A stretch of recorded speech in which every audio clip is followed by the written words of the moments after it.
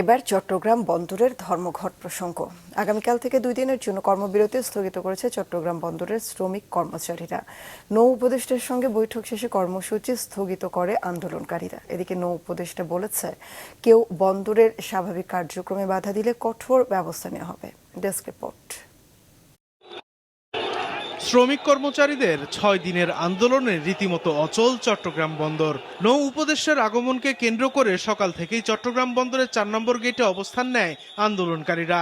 এ সময় শ্রমিকরা বন্দরের ভেতরে প্রবেশ করতে চাইলে তাদের বাধা দেয় কর্তৃপক্ষ। বিদেশিরা আমাদের বন্দরের মাধ্যমে ডেলিভারি দিতে চাইতেছে, আর পার্শ্ববর্তী দেশ আমাদের বন্দরের মাধ্যমে ডেলিভারি দিতে চাচ্ছে। তখন কি ডিপিওর ছিল? ইনভেস্টমেন্ট আমরা করব, লাভের পথে আমরা নিয়ে যাব, মজাটা তারা খাবে, ডলারটা তারা নিয়ে যাবে, এটা আমরা কেন মানব? সকাল 10:30টার দিকে উপদেষ্টা বন্দরের গেটে পৌঁছালে তাকে ঘিরে স্লোগান দিতে থাকে আন্দোলনকারীরা। উপদেষ্টা তাদের থামানোর চেষ্টা করেন। পরে 11টায় বন্দর কর্তৃপক্ষের সাথে বৈঠকে বসেন, তবে এতে কোনো সমাধান আসেনি। এমন একটা কোনো বিষয় না যেটার জন্য পোর্টটাকে এভাবে বন্ধ রাখে।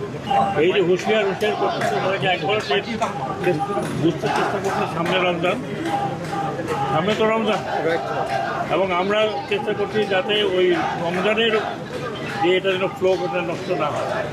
এ সময় আন্দোলনকারীদের তোপের মুখে পড়েন উপদেষ্টা। পরে আন্দোলনকারীদের দাবি নিয়ে দুপুর 3টায় বন্দর ভবনে বৈঠকে বসেন নৌ উপদেষ্টা। বৈঠক শেষে নৌ উপদেষ্টা জানান, আগামীকাল থেকে বন্দরের কার্যক্রম চলবে, কেউ বাধা দিলে সরকার হার্ডলাইনে যাবে। এদিকে শুক্র ও শনিবার কর্মবিরতি স্থগিত করেছে বন্দর রক্ষা সংগ্রাম পরিষদ। এইরকম গুয়ার্তমি একজন চেয়ারম্যানের করা উচিত না। সেই চিটাং পোর্টটাকে ওন করে না, তার বিক্রি করে যেতে পারলে সে কিছু কমিশন পাবে। উইথ আশিক চৌধুরী সেইটাই করতে চাচ্ছে। এদিকে শ্রমিক কর্মচারীদের কর্মবিরতিতে বন্দরে বাড়ছে কন্টেইনারের চাপ। বন্দর সহ অফ ডকে সৃষ্টি হয়েছে কন্টেইনার জট।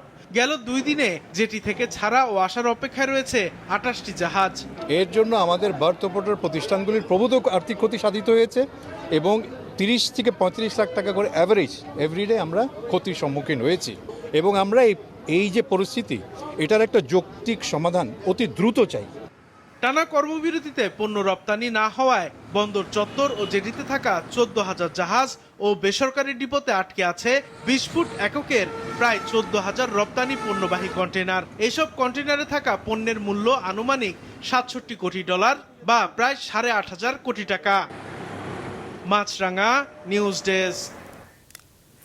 দর্শক, এ নিয়ে বিস্তারিত জানাতে চট্টগ্রাম বন্দর থেকে যোগ দিচ্ছেন স্টাফ রিপোর্টার মোহসেনাত শিহাব। উপদেষ্টা বন্দর চালুর ঘোষণা দিলেন, কি বলছেন আন্দোলনকারীরা এ নিয়ে?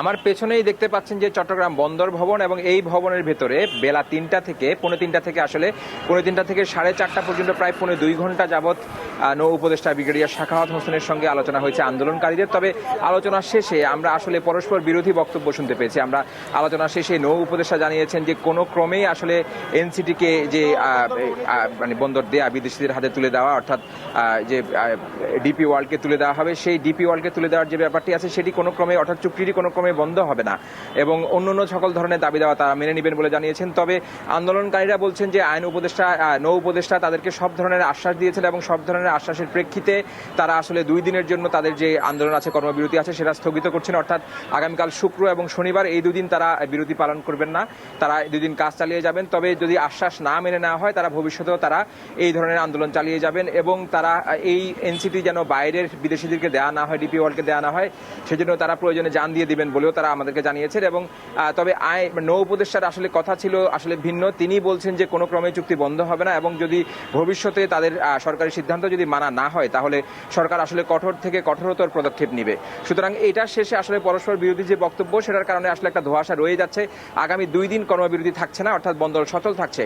এই 2 দিন পরেই আসলে দেখা যাবে যে সরকার কি ধরনের পদক্ষেপ নেয়, এবং যারা আন্দোলনকারী আছেন তাদের পরবর্তী পদক্ষেপ কি হয়। মৌমিতা, ধন্যবাদ শিহাব আপনাকে।